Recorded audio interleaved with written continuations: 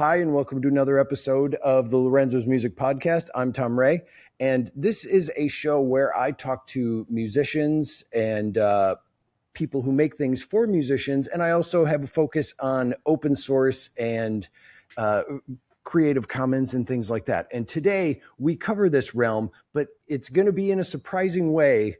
And I have a reason for this. So stick around because it is related to music. It'll take a second to get there. Even the guest that I'm talking to is like, what is he talking about? So why don't you tell the people who it is, who you are and what it is you do? Hi, Tom. I'm really excited to be on the show. My name is Andy Piper. As you alluded to, I am not a musician. So I kind of have come in through the side door here to be a guest on the show, but I've been a follower of yours and Lorenzo's music and the show for a while. My day job, I work at Mastodon. So I'm head of communications for the social platform Mastodon, for the organization that makes some of the code for that, or most of the code for that. I'm an open source enthusiast. I've been doing open sourcey stuff for 20 plus years. I think the most recent reason why you asked me to come on was I'm involved with a community event here in the UK called Oggcamp. So that's kind of got an audio-based history to it, a podcasting-based history. And I want to get into that too. Yes. I'm into lots of different things. So I'm involved slightly. I'm excited about the Indie Beat radio and TV channels on the Fediverse. Involved with lots of different areas as a maker and an artist as well. I do pen plotter art and stuff like that. So I saw that, and I'm going to ask you about that too. But first, I want to get into the explanation because of why I asked you here. And sometimes when I've done shows in the past, there'll be like, "Why is this person on the show?" But there's a reason to it, and I ask people here for things that I use, things that I find interesting, and things I'd like to explore that I think have possibilities and avenues. Mm-hmm. Now, I was looking up Oggcamp for this year. Yeah. And now for the history on that, and I'll start and you carry on to what it is today. Now, I am aware of when it did start. There was, and I've spoken to the people back when this was around, the Linux Outlaws started Oggcamp. Now, first and foremost, Oggcamp, if I remember correctly, was because this was at the dawn of podcasting, and it was about Ogg Vorbis audio files. It was about the open source version, the open source alternative to MP3s, which they had not opened up the licensing to, which is a very recent thing. Yes, so that's right. So that is how it started, and that is the way I remember it. I remember it being something that was open source, but also audio-based in the sense where people were saying release your music under Ogg Vorbis. Podcasts, they were trying to make Ogg Vorbis part of the RSS feed standard in the media encapsulation, things like that. And that started, good Lord, was that like 15 years ago, 20 years ago? It was about 2010, 2009-ish, I think, was kind of around that era. Oh, I hate doing that math, but okay, yes, that is history. Yeah, it's even further back. Yeah, but it's quite a while ago now. But you're absolutely right. So there was this MP3 format that lots of people were using, but it was rights encumbered. So there was always a fear that the folks that owned the license for that format could come and like charge everybody at some point, and that wasn't happening. Yeah, but it was always kind of like hovering, and a lot of the totally free open source folks see things like that happen. And they see that existential threat because someone will come along and kind of with a big stick later and say, no, what we need is a totally free format. And so Ogg Vorbis was an open source audio standard that came around with similar capabilities in terms of the compression, the efficiency of the compression, the quality of the audio that came out from it. And it was implemented by a lot of open source software, Linux platforms. At the time, there was, as you say, there was a Linux Outlaws podcast, and there was also an Ubuntu UK podcast that one of my co-workers at the time I worked at IBM. So she was one of the co-hosts. And Laura Cohen, and her partner at that time, Tony Whitmore, was also one of the co-hosts, and Alan Pope and other people that are still involved in the podcasting and Ubuntu space. And I, every now and then, would, if they were down a host for that week, I would go and jump on and to Tony's house and sit with there when they were literally, we were sat around in a circle with a microphone and had all the setup. And we talk about what was interesting about Ubuntu or Linux that week. And so they were friends with the folks from Linux Outlaws. And I think there was another podcast as well. My brain is blanking on it. So there were two or three UK-based podcasts that were doing stuff. And they said there's all these, at the time, unconferences, bar camps, other events happening around open source outside of the UK. We want something here in the UK. So they started this thing called Oggcamp, and it's got a camp in the name because that's quite typical for this format that we know as Unconference. And an unconference is usually a format where there is no fixed agenda. There is a topic, open source and free culture in the case of Oggcamp. In the case of Barcamp, which is another one, it gets a bit even more broad than that. But people come along, and then there is a big sheet of paper or whiteboard and a grid drawn out for, there are going to be these 5 rooms available for these half hours or hour slots through the day. Who wants to talk about something? So you show up with the topic, and then people can vote or move around and say, or move the things around on the board to get it into an agenda format. And then people show up to the talks. It can be, for really successful ones and long running ones, something like Oggcamp. I mean, it has had some big gaps that we can talk about, but we have a bit more than that. So we also have a talk track which is pre-scheduled, so people will get some content regardless of who shows up to talk.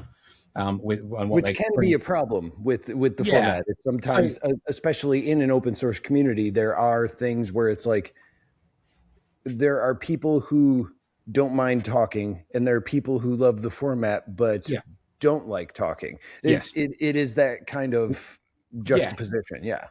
It is very inclusive as a community of folks at Oggcamp in particular.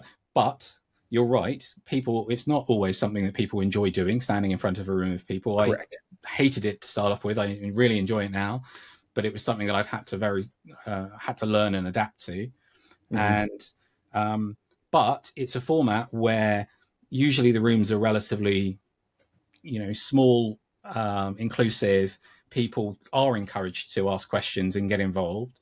And the topics can be anything from something deeply technical to, show and tell of knitting patterns or something. It could be very much more open to people's life experiences than, I built this thing. This is my shining, amazing home lab that I spent 2 years building, and here's every configuration setting I needed to do. It could easily be somebody coming along and talking about something they physically made, or just trying to get a conversation going about, the next stage in whatever movement that they're involved in. The last Oggcamp in Manchester a couple of years ago, we actually were sponsored by one of the unions in the UK. And so there was a strong focus on workers' rights and people joining unions and supporting them, their own rights. It was interesting to me because at that time I'd fairly recently left a company called Twitter after somebody bought it and fired everybody. And for tech workers in particular, that was subtle, by the way. for tech workers in particular, they historically have been very poor at joining unions or paying attention to the rights that they should be entitled to at work. So, it was an interesting talk and time. But there were also sessions about home automation and other cool stuff. And I've recently been doing a bunch of restructuring of my home automation finally after many years. So really broad event. We also have we've in the past had live music in the evenings. We didn't have them last time because last time was kind of coming back after quite a big gap that was caused partly by the pandemic with COVID, and just people having moved on or coming to the natural end of whatever they were working on previously. So the last event in 2024, we were hoping to get one going again last year straight away, but Oh, I thought you had, but you're saying it had no, it been was 2024, okay. the previous one, and then we All were right. aiming to do the following, do it, make it an annual thing again. We didn't do that. It's happening again in April this year, so in a few months' time Yeah. as we record, and we want it to keep going. It's been something annual up until there was an enforced break and a big gap, and it was really great 2 years ago to get people coming back together, being enthusiastic about having a space to come and talk about topics they were passionate about again, and Mm-hmm. meet one another again, because it doesn't happen even in a small country like the UK. We don't meet one another very often. And here is now here is where the connection between how a music podcast is talking to you about this and also having you explain how it has evolved and what you are doing for this year and how you're creating it. Now, my thought here is, in the past, we discovered something that actually was, it turned out to be something that was very important to us. And that was the Ubuntu Summit had also come back after the pandemic. Yeah. And we were asked, because of the way that we only use Ubuntu Studio for recording and creating music and video and all that kind of stuff, that's what our band uses. So I knew I knew Eric, who is the head of Ubuntu Studio, or who's in charge of running Ubuntu. I don't know the proper terminology. You get what I mean. And he he asked us to play at the event because they were trying to find someone who is involved in that community. So Cool. that was a fantastic thing. And since then, I've been looking for conferences. Truthfully, I liked going across to Europe, so I've been kind of looking. And also, there are more tech conferences like this in Europe. Yeah. Here, they're more like they're the equivalent of Comic-Con. It's like, sure, we'll get right back to you after we get done talking to Microsoft and all the other, gigantic businesses. Like that's the way our tech conferences are.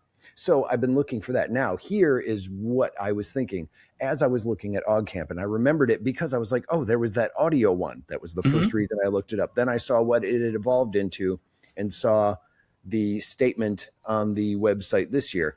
And I'm like, oh, this is more like what the Ubuntu Summit was like, but it's an unconference. Now, I've been to a bar camp. It was a while ago, but I did not really understand the unconference. Now, I was thinking, well, I looked around. Are there unconferences for music? Are there ones where bands can talk about? So this is where I'm getting at. Like, Great how question. could this be done for music? And I'm kind of thinking that because it would be great to not just like, oh, here's a person running a music conference and now he's got to find a bunch of people to specifically talk. Like, what if it was one where it's like, no, it's an open conference. Yeah. What do you want to talk about? How to find people that way? So that's why I wanted to talk to you, because with Oggcamp, how are you running this? How does this work? How do we go about this? And maybe I can glean an idea of like, why isn't there an unconference for music and collaboration and community and technology? So there you go. That's why you're here. Love it. This is great. I spend a lot of time at tech conferences, or a lot less than I used to before the pandemic, but a bunch of time, and particularly in Europe at this point. There's a mixture of formats. The next one I'm doing in about 10 days' time, there's a huge event called FOSDEM, Free and Open Source Conference, which is in Brussels. It's been running for 20 years. It's, I think, the biggest open source conference there is. It's very software hacker based. It takes over the whole of the University of Brussels for a weekend. But that one is a planned conference. So they have talk tracks. They have many talk tracks. There's competition for space for the talk tracks, and then how long they'll be. And I was all involved with reviewing the talks for one of the tracks, and we had twice as many talks as we could fit in. So, we had to do a whole ranking system. So that one's a lot more structured. But also the side events tend to be where the fun happens, where a lot of the unexpected conversations happen. There is another event that I haven't ever been to and I keep wanting to go to, which is called Chaos Computer Club Congress, which happens in December. Oh, And I don't know that it one. always happens the week before Christmas and New Year. So and I've always been with family in that period of time, so I've Right. never gone over to that. But that one I think is a lot. I mean, it does also have an agenda, but I think there's a bit more freedom to it. And there's another one coming up in the summer here called electromagnetic field EMF camp, which Oh, is literally a camp. nice. This is just a kind of a summary of some conferences. Then we'll talk about what you asked. Sorry, Okay. No, that's these all are the right. things I'm involved with at the moment. So EMF camp, um, it literally started because some guys in London 15, 20 years ago said, wouldn't it be fun if we got high-speed internet to a campsite in a field and just kind of hung out and hacked there? Hmm. And it's now a 8,000 people event where people, kind of like the Glastonbury of techies and geeks. Yeah. And they do have a strong music, usually electronic music focus at that event in the evenings. They have a venue which gets lit up with LEDs and lots of techno folks, and it's super fun.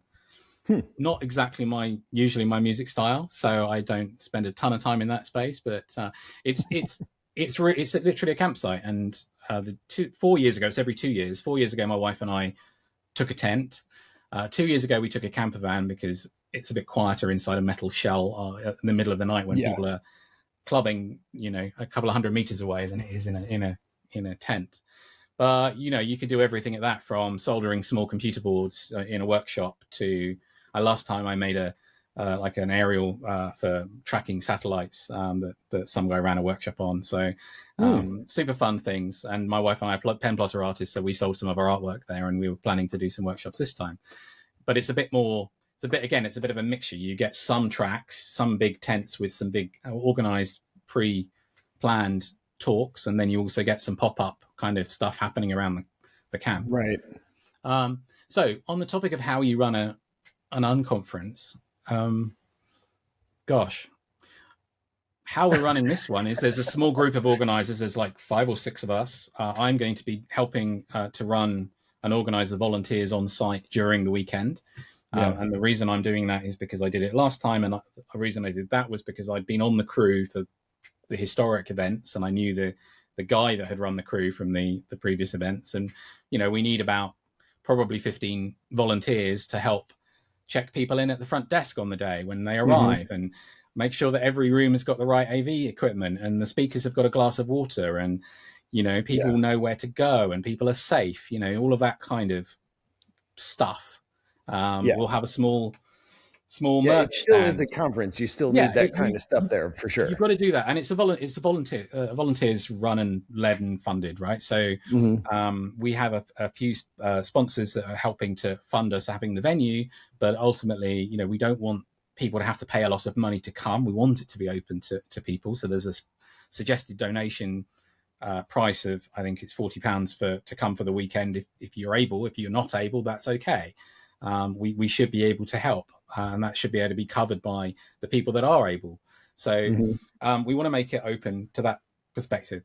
The unconference element of it can be challenging to run, because if a bunch of people show up and are told there's going to be something happening, then they expect something to happen. So you need a leader. You need somebody who's going to be the front person. In our case, we've got some people that say that help with the actual mechanics of taking the financial payments, which is a community interest company in the UK that helps with that. We have me that can help to put up a blog post, promote the fact that we need volunteers, send emails to the volunteers, coordinate them on the day. We need somebody to help to look through our main talk track and decide who's actually going to speak on the main stage, because again, we do want some content that we can guarantee people will come and see. And deal with the hotel and stuff that we're going to have as our venue. The challenging part with unconferences is the grid, the creating the content for the day. Yeah.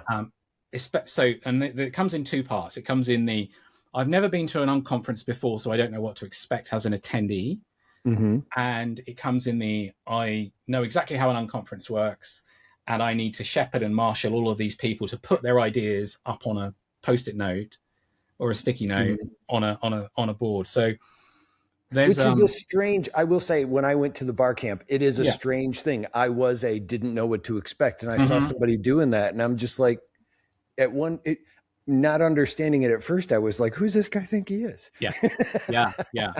So So, yeah. we've had a couple of people at the last one that came along that were familiar with unconferences and were willing to stand by the board and encourage people to put their idea down. You know, there's an Mhm. element of don't be scared. We're all friendly. Yes, It's okay. Your there is. topic is interesting, right? I mean, it's generally a rule of 2 feet, you know, that says that if you're in the room and the topic is not interesting, then it's okay for you to stand up and leave the room and go to find a topic that is interesting. No one's Yeah. going to judge you for that. And equally, the person at the front shouldn't feel upset that somebody left because it wasn't the right space for them. It's Mhm. you know, the right people, the right people are going to be in the room for your session, and Mhm. you need to trust that. So there is an element of trust that the right people are going to be there. I'm forgetting the exact set of words, which I might just look up as we talk, because there is a phrase that goes with this whole thing. Oh, yeah. Yeah, I don't Whoever remember what it is either. It was so whoever long ago when I comes is went. the right people, or something long. Yeah. So that can be a little bit challenging to keep people going, and so on. But you also, I think, need people not to have. It's best if it's the open space principles. That's what I'm thinking of. Whoever comes is the right people, and the law of 2 feet, and so on. So this is from the xpunconf.org is what I'm looking at the moment, Okay. and they have these laws of 2 feet and so on. Whoever comes is the right people. The people who show up are exactly the ones who need to be there.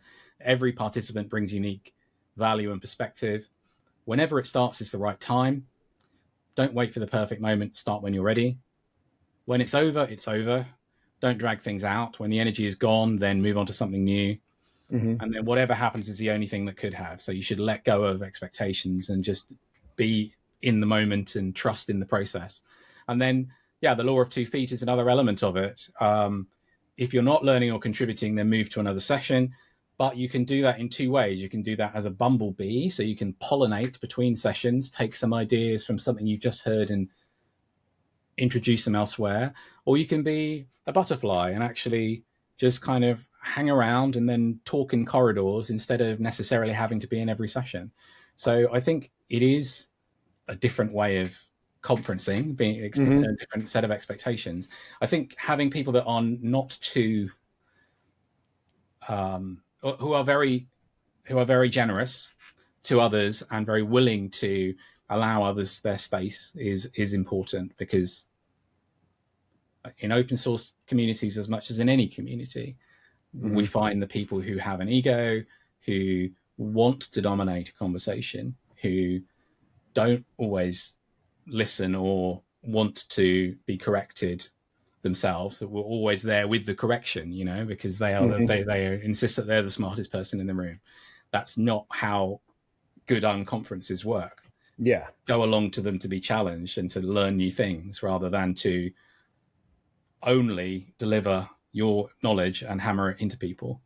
Yeah. And even the what I liked about it was the collaboration in the event itself. It's not go sit in a room and listen to this person talk about something Yeah. smart because they're in the field of what they do. It is other people who also are in that field and collaborating in this conversation. That's what I really found, what I remember about it fondly.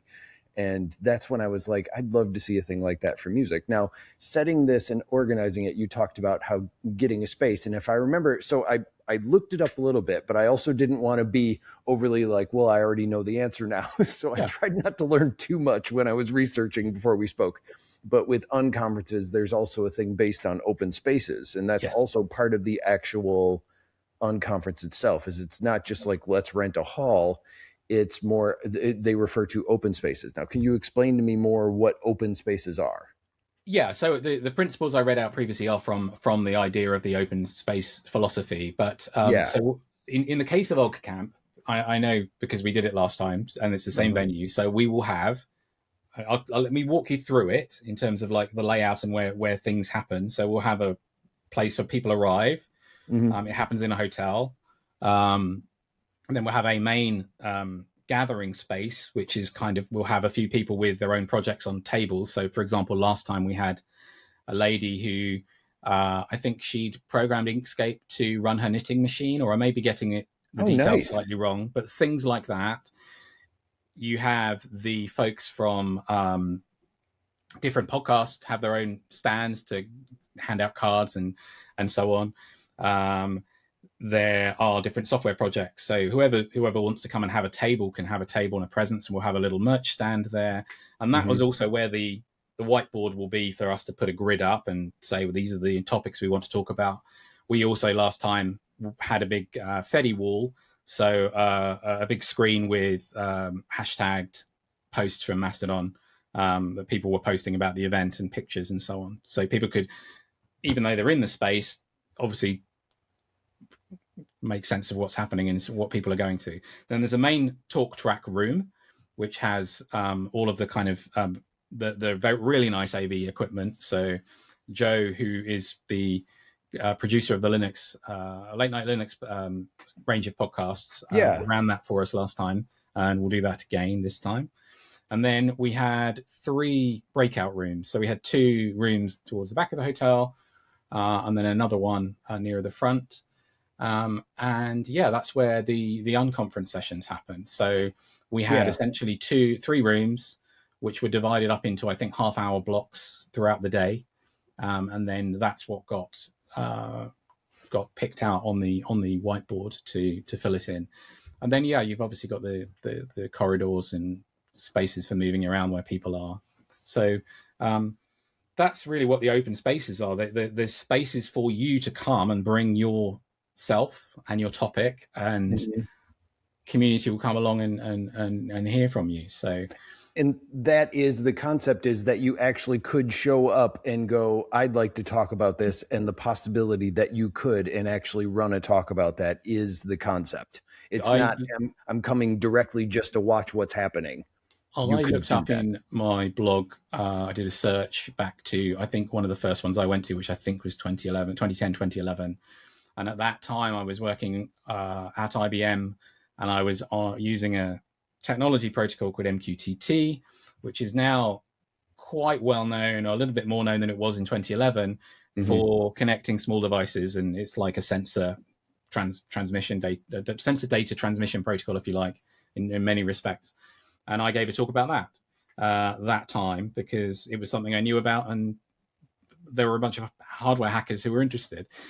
Equally, I saw somebody talk about a new open hardware board that he'd invented and created, and he got me really interested again in Lego. And now I've got all my Lego stuff all the way around here. Yeah, I have noticed Lego bricks as its example for how he built his circuit board. So yes, in principle, anybody can come and talk about anything that there is a sufficient gravity of attendees that want to hear about. Yeah. So there can be an element of making it interesting. If I try finding an angle that makes it interesting, but you can also just say, I would like to talk about RSS or I don't know, self-organizing communities in the troubling political times. I don't know how directional you want to go, but there's lots of interesting things happening in the world, and people could show up and talk about any of them. There was a guy last time who had what was it? It was like a disco ball bird. So it was like a model bird covered in like the mosaic tiles of a disco ball, and it had LEDs and stuff. Nice.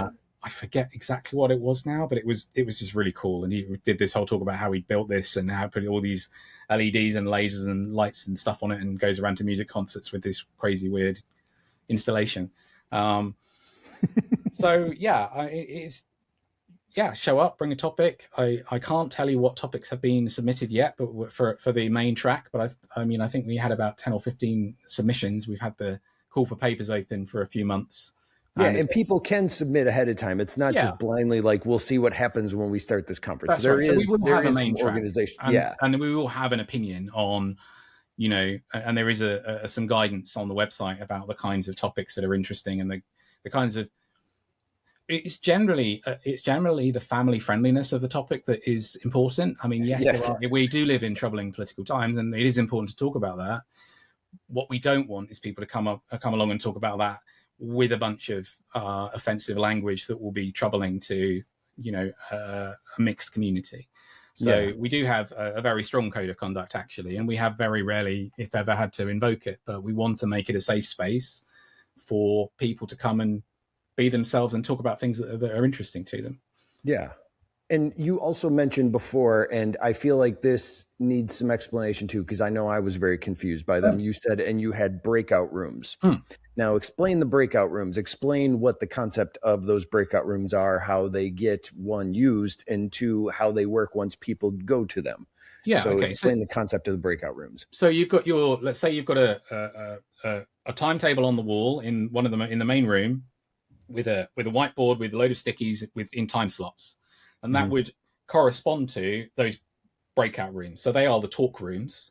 So you will have a screen, a projector, or whatever you need.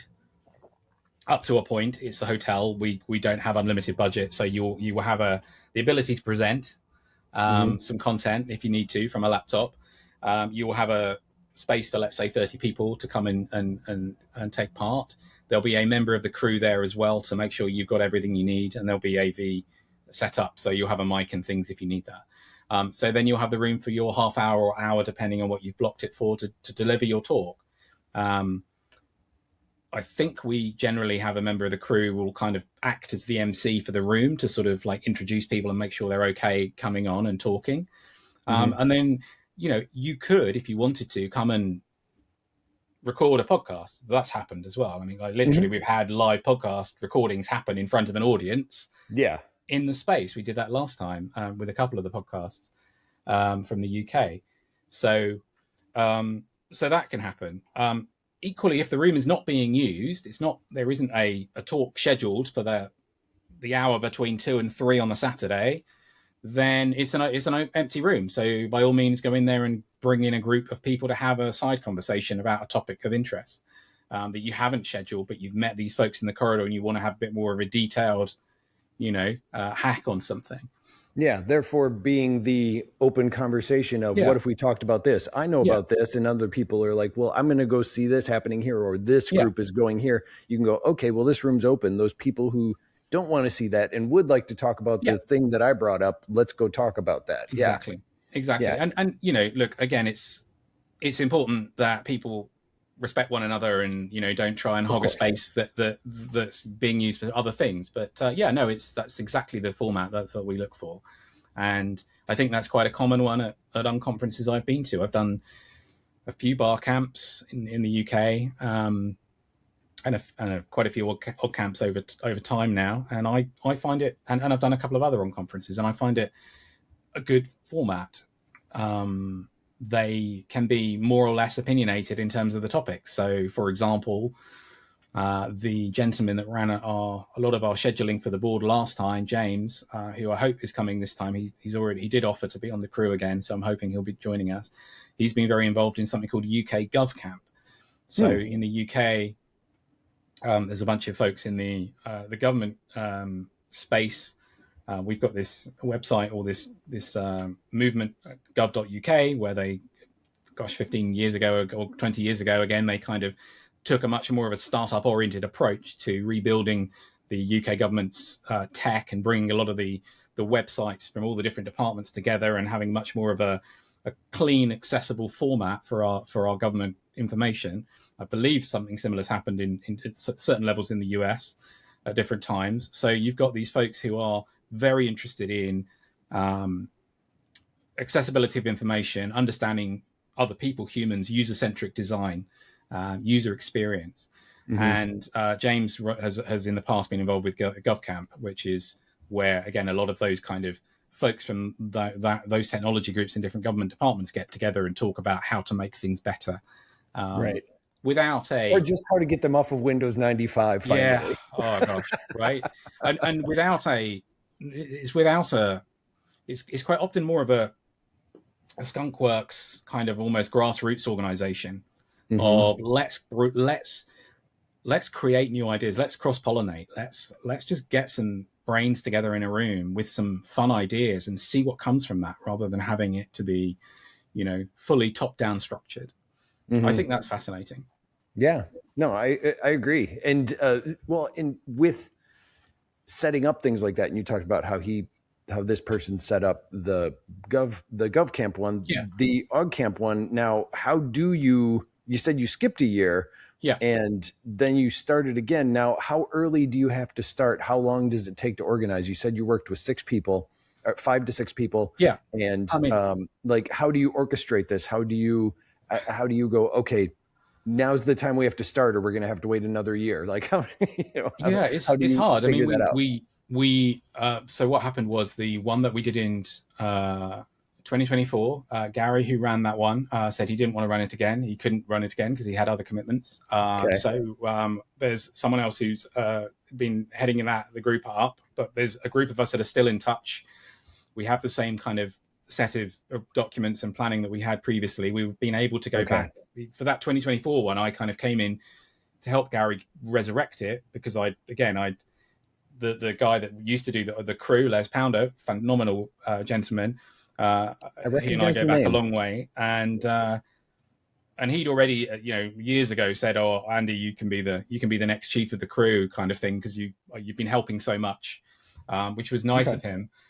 So I stepped in to help Gary with that one, and yeah, we did that one. I think with the 2024 one, we did fairly fast. Sort of, I think it was.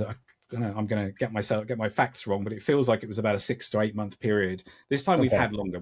We have had 18 months really to get this thing Yeah. to come about, and we wanted to do it around the same time. So a year after would have been in the fall last year, and in the end, we just couldn't get the group of people organizers together to make the booking with the hotel on time in the time to Hmm. give ourselves runway to then advertise for crew volunteers and advertise for speakers and give people the time to check that they had the finance to get themselves to Manchester and book a hotel room. Hmm. So we use just standard chat platforms to kind of coordinate, Okay. have meetings every now and then, ideally weekly, to just check where everybody is in terms of like, how is the hotel booked? Have we got the right merch? Have we got the right things in place? I think um, yeah, we all have our own lives, and the things get on top of us in different ways, and we get distracted. So it can be challenging to. I think that's the part of the challenge, is just keeping that momentum between a group of, let's say, 6 people that don't see each other very often, or if at all, Hmm. to keep the thing moving forward. Okay. And then, so you do orchestrate more of where it's going to be possibly the theme and or the speakers, or Mhm. even just considerations of that before you put a form up where people can actually submit ideas, talks, Yes, and okay. yes, and we've been very fortunate that Oggcamp was a previously existing thing, and it Yeah. had, we were always able to go back to people like Dan Lynch, one of the original folks, and Yeah. say, um, Dan, how did you do this in the past? What was, what did, what, how, who did you talk to get this to happen? Simon Phipps, who helps us much more on the finance side, because he has a community interest organization in the UK that can literally be that financial backstop, if you like, that can take the funds and so on. It has been and he's got tremendous experience with open source organizing and things. Hmm. Has been very, very helpful to keep everything moving forward as well, and keep us on the straight and narrow, as it were. But yeah, we've been lucky in that sense. If I was to stand up a new Unconference today, then I think I'd probably need 3 or 4 people again to help me with the different elements of it, finding a Hmm. venue, planning out the timing. Timing's always a challenge, because there are so many things happening in the world Right. that someone will be offended or find a reason to be upset that Hmm. you didn't realize about the thing that they, was their personal interest and requirement that prevented them from going, and that is hard, and Mm-hmm. because we always want to enable as many people to come as possible. So things like that, timing, venues, those kind of things, All challenging. right. All right. All right. And I think I'm up to speed on that now. There's another thing I want to, while we still have time, cover, because of course there are things that you mentioned in your background that you do. And I just blindly want to ask you about them because they're fascinating to me and they're part of the things that I enjoy and that I'm interested in. Now, one is you said you're the head of communications at Mastodon. So tell Yes, me, what is the head of communications at Mastodon? One of my favorite and go-to platforms right now that I've moved to within the past year. I'm glad to hear that. So Mastodon is a free software, open source software product platform, and we have a very strong goal to not be owned by any individual. And so it was started by Eugene Rochko nearly 10 years ago. He created this thing that looked a little bit like Twitter, but it wasn't Twitter, and anybody could run their own copy of it, and it was open source, and it had all of those other principles baked into it. But we've seen what happened with Twitter, and we've seen that what happened when one person buys a thing. And not only that, we've seen what happens when people become very dependent on the thing, and the thing is commercially driven, such that there is advertising, there is a goal to keep your eyeballs engaged so that the company can make more money and your data can be mined and all of the bad things. Mm-hmm. So we want Mastodon to exist for a very long time and not be owned by anyone. So at the beginning of last year, made an announcement that Eugene was stepping down from being I saw the that. owner Yeah. and CEO of Mastodon, and we have an organization. We have had this organization for some time in terms of like the ability to hire people through the donations that folks make to the project to work on it full time, because it is a full time thing. It doesn't all just happen for free, and we want to have some opinions and some direction in terms of the features we add and so on. So we in November announced our new leadership team. So we have a new executive director, a new product director, a technical director, and community director, who kind of are our leadership team. My role is communications. Mm-hmm. So my past role at different companies has been in a role called developer relations. So that's more around helping developers work together around open source code usually, or around APIs and ability to, connect to systems. And there's been a ton of community involvement with that, understanding open source communities, advocating why you should use an API or a software platform. So I've got somewhat of the communications and community background. And I did that with Mastodon for a little while before I became head of communications. What I do now is try to keep the messaging clear, work with lots of different organizations. So at the moment, we're having a lot of conversations with organizations like the European Commission, different public government bodies around Europe especially, but not exclusively, with different other conferences, different other communities, different other projects in the Fediverse. So these platforms that all work together, like PeerTube, Custopod, and PixelFed and Lemmy and other platforms that all use this same standard, this technical standard called ActivityPub, which enables them all to talk the same broad language and you to be able to use one platform, one account to post to another or be seen on another platform. Yeah. So we need to coordinate that. We want to do things together. We want to work together as a community of projects that all have our own goals. And so I'm involved with a lot of those things as well. Mm-hmm. And the thing that I remember that was the hardest about Mastodon, and then Mastodon kind of fixed it themselves. Well, I guess it was always there. It just wasn't as readily available, but it was the servers. The servers was a really difficult thing to explain to people because it felt like you were going and using somebody else's thing. And that was, it's like, but finally having a place just where you could go sign up. And then if you want to move to a server or once you get it, like I remember that was really a difficult thing, even for me to understand. Like I knew the concept, but when I finally decided what server I could join, what server was open for me to join, because I didn't want to host one myself yet, I felt like when I was on there, I was afraid to post because I was like, oh, if I'm posting something that's not along the lines of what they want, Yes. am I bugging them? Are they going to kick me off of this server? That sort of thing. And that was, and I know now that I was overthinking it. It was, So, so. Tom, this is something that we've got better at, but we haven't solved for sure. Mhm, So, 2022, when somebody bought Twitter and lots of people said, "Oh no, we want to try something else," there was a screen where, when you went to Mastodon, you were asked to choose a server, and that yes. it was a point at which a lot of people got confused or just kind of bounced off. So we said, okay, well, it's actually very easy to move from server to server. So we're going to have everybody Hmm. join our server initially, or suggest to them that they do that, and then they can move afterwards, because they have the choice and they have the freedom. Hmm. But we also know the power of defaults, right? So that people, 99% of people will never change the defaults in the systems that they use, right? They just pick the thing up and start using it. And if it doesn't work the way they want it to, then they don't necessarily dive into settings. I do, because I'm a techie and I'm interested, and that's why I use Linux, and I like to tweak the way that everything works. Yeah. But it can be tiring and it can be annoying to have to keep track of. So we also want Mastodon not to be centralized and not to be something that somebody can buy and pick up and just say, right, we'll have that many millions of users and take them and do what we want with them. That is not our goal. So Right. I very strongly believe, and I believe that our organization very strongly believes, that Mastodon, to be resilient, it needs to be properly decentralized. It needs to run everywhere. We want it in as many places as possible, hosted by different people at different sizes. And that gives you another benefit, which is what you were just talking about in terms of, well, will they be upset about what I post? Hmm.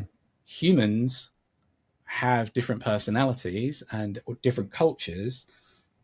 I worked at Twitter, and there is, when you try to build this global town square, there is, the only way you can moderate it is using the lowest common denominator, right? You have to say, right, this is the absolute level at which everything is okay globally, right? But we know Hmm. that locally, in different cultures and even in different friend groups, you might phrase things differently because you know it's okay to use that word or this way of being with this group than it is with.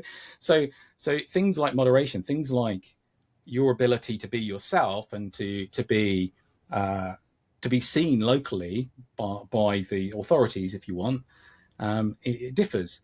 So I think that the ability for you to find a home which you feel at home at and matches your culture and expectations, and therefore moderates it in a way where the things that are acceptable for you are acceptable for that group, or Hmm. vice versa, is important.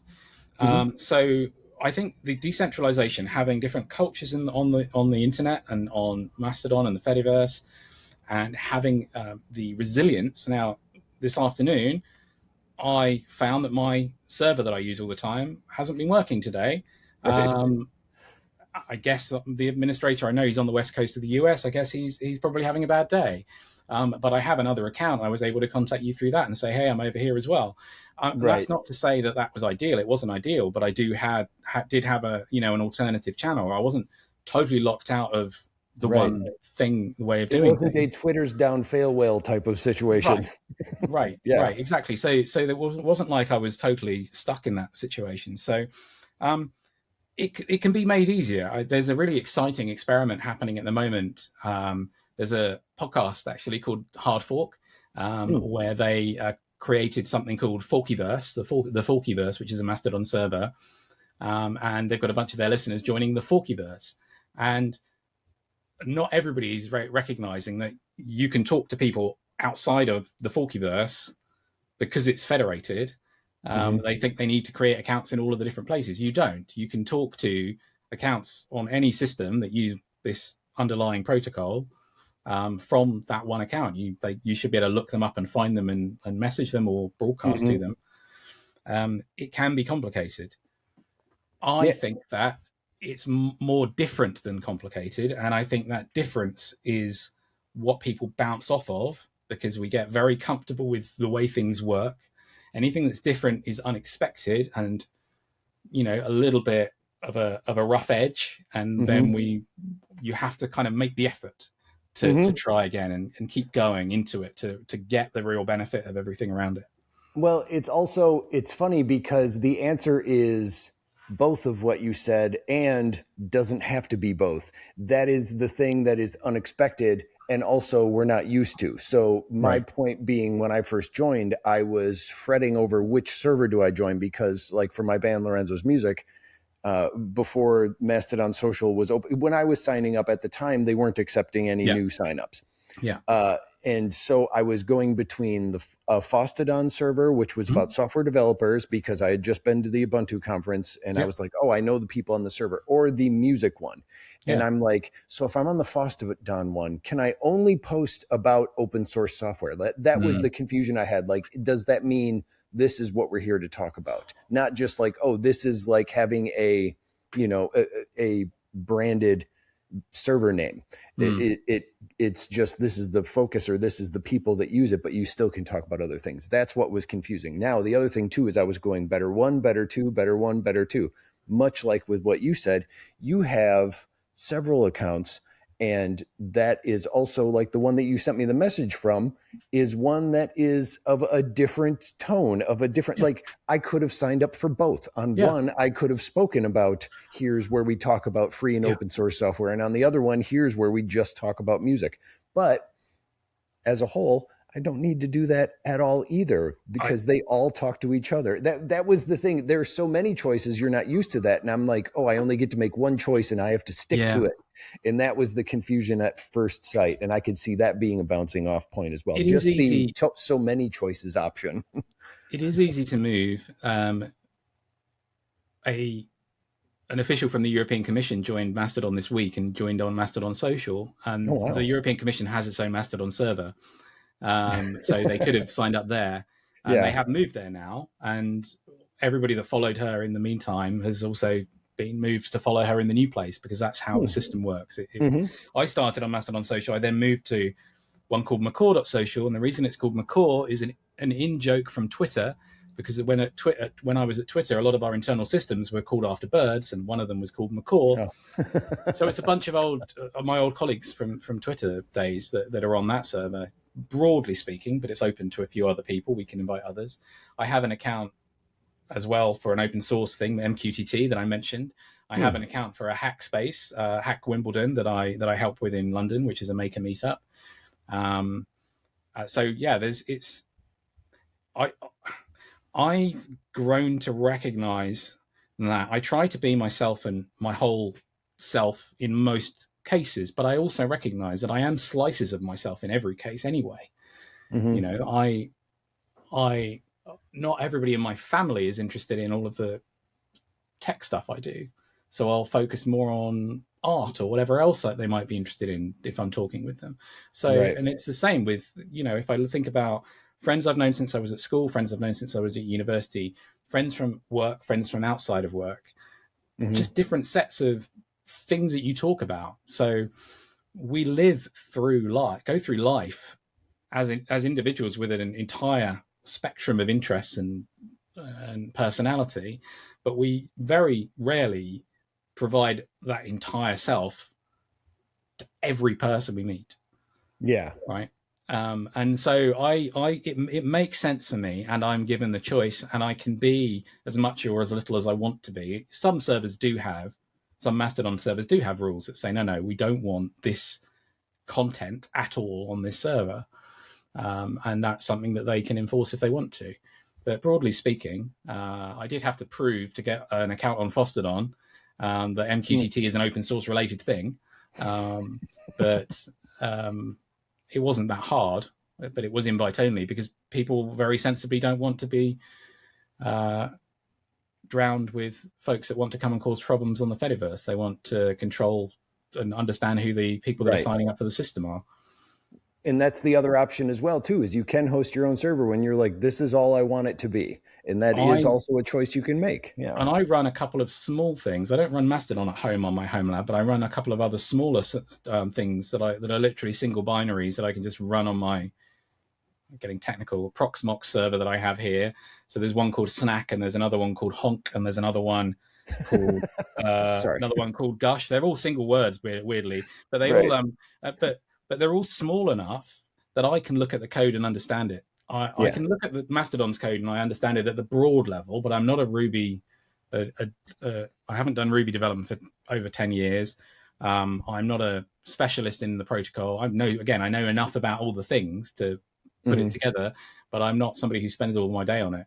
Whereas if I look at something that someone else has just spun up with some interesting new ideas in it that's written in a language I might be more familiar with, and I don't mind if it breaks on my home server because I control that and it's not going to Right. upset anyone, then I get a lot of fun and joy from that. I've said a few times in different talks that I find joy in the small things I can do online as a techie. I love to tinker with software and hardware because it gives me new experiences and helps me to Hmm. tell other people new things. Um, Yeah. so Well, yeah. and even much like what we're doing here, it's like I like to do that too because it gives me ideas of like how can I apply this to something else that I do. Much like what we were talking about with the Oggcamp. I mean, my whole thing is like, well, are there? I tried looking it up, and I mean, I could be totally wrong, and it may have happened, and I hope it did. And if it did, somebody tell me your experience and how you did it. But I have not seen an unconference or open conference like that was About with music. music. Yeah. So, and that's why I was really curious about having you there. I feel That. like I feel like there's been Music Hack Day that was a thing at some point, but that was for Mhm. techies to hack on stuff around music. I don't know whether there Right. was an unconference for musicians. That's It was what I'm saying. interesting. Yeah. Yeah, it was interesting at Fedi Forum, which is an unconference format as well, an online unconference. Fedi Hmm. Forum, which is a thing about meeting about the Fediverse. Um, about they do that every 6 months, and I think 18 months ago was when Ben from Bandwagon Emissary showed up. Yes. Ben showed up and talked about Emissary, and then the same event, Kirsten Lambertson talked about wanting a space for creatives, and Hmm. so through that, I think they then ended up starting to do the Indie Beat Yeah. together as Radio Free Fedi went away, and I'd spoken with both of them during the course of those sessions, and I've had some great conversations since then with Kirsten, especially around. I built this little GNOME applet for tuning into the Indie Beat radio. Yes. I wanted to ask you Um, about that before we left today. So tell me about yeah, that. I mean, it was just a fun thing because I use GNOME desktop and I like to hack on things, and I'd seen other people build these kind of radio player menu bar apps, so I honestly borrowed a bunch of code from some of those initially and just plugged in the Indie Beats URL, but the way that it's set up is because it links back to the artists on Bandwagon or Merlot, so you can get their actual content. Yeah. There's a few extra little things to do. You couldn't just use an existing radio player with it because you want to do that extra hop to get to the good stuff. So I built that little thing. I had a few calls with her about it, and then since then, I know in the last 6 months, the community's put together the TV. I had Yeah. a challenging end of last year, so I was kind of a distracted for most of sort of October, November, December. So I didn't really get to engage very much with it yet. But I mean, I just love. It's fun to I've hop got to in. know the artists through the Indie Beat and listen to them, and in a few cases, then message them on Mastodon and got to know them a little bit. Hmm. And it's just been a joy to see creatives who have been struggling or directly attacked by big tech, Hmm. um, who are trying to diminish their audience and algorithmize everything and make it harder for them to actually make money from the stuff they create, for them to self-organize, to find these small spaces where they can have fun together. I mean, you could look at some of the forums where these conversations have happened that have ended Hmm. up creating the IndieBeat FM and IndieBeat TV and all of that stuff as being an unconference. It's just been drawn Yes. out and in a forum, right? Folks have been having these ongoing conversations. If you'd been able to get all of those people together in a room, maybe it would have all happened more quickly or in a different format, or more things would have come out of it. And that Um, is definitely the inspiration too behind me wanting to ask this question because I am a member of a lot of those forums and I've yeah, seen the evolution of exactly. the Indie Beat TV. Thing is for me is those are hard for me to not collaborate with, to work with. I Mm, have a hard time looking at forums and keeping following the chain of what's going on yeah, because one conversation will be like, I'm yeah, referring to this one four steps back. I'm referring to this, even if they quote them. I don't know. For me, it's hard to keep my brain wrapped around it, I guess. I And it's get it. just my own personal way of digesting it. Whereas talking one-on-one to person Mhm. with people, that I can do.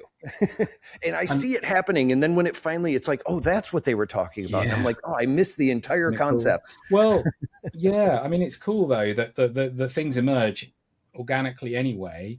And yes, I agree with you that people do have different ways of Yeah. digesting information, following conversations, engaging with one another. So I do find I have found unconferences exciting. One of the things that I've been labeled in the past is a so-called social bridge builder because I Mm-hmm. tend to have conversations with lots of different people in lots of different spaces, and then occasionally I'll make some amazing connection between two people that's enabled something else to happen. So yeah, I mean, I joked, I think, with you on Mastodon when you contacted Oggcamp to ask for somebody to come on, that this is my side entrance to come and end Yes. up being on IndieBeat On music. television is through your shows being shown on there. This is really fun. It's just nice little side gigs. Yeah. And now for people who want to check out Oggcamp, learn more about it, or know when it's happening, if they Mm. happen to be in that area or traveling to the UK, Yeah. where can they go do that? So oggcamp.org is our website. It is happening in Manchester on the weekend of April the 25th and 26th of this year. It's family friendly. It's in a single hotel, which you can stay in if you want to, but you don't have to. There's other places to stay nearby. We have a call for talks if anybody would like to do a main stage talk and submit. That's still open at the moment. I have a call for people to volunteer to take part on the crew. And what that means is, I mentioned some of the tasks earlier, things like helping with check-in, making sure that everybody's knows where things are happening, making sure that the rooms are manned at the right times, that the merch stand is manned. But we're not going to take all of your time for the weekend. My goal is not to have 5 people and say, right, these are your full-time tasks for the whole weekend and you don't get to see the conference. That's not the point. What we want is a group of, let's say, 15, 20 people who each do a couple of hours shift at a time, so they all get time to go see the things they want to do, even present a talk if they want to. It's entirely up to you. And we've been pretty successful with this in the past, where it's a friendly group. It's not going to be a ton of hard work. I hope it's going to be a lot of fun. And we also get these fancy custom T-shirts with crew on them, so at least you have something to take away with you afterwards. There's a form to do that. So yeah, we're on Mastodon, we're on Blue Sky, we're in Matrix, we're in Discord, I think, and a few other chat channels if you want to ask questions. And that's where it's happening.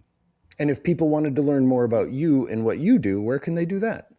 So I am Andy Piper in most places on the internet. AndyPiper.me is my kind of links page, which has got logos with links on all the different platforms further down. My blog is andypiper.co.uk, which I constantly wish I was writing more frequently on.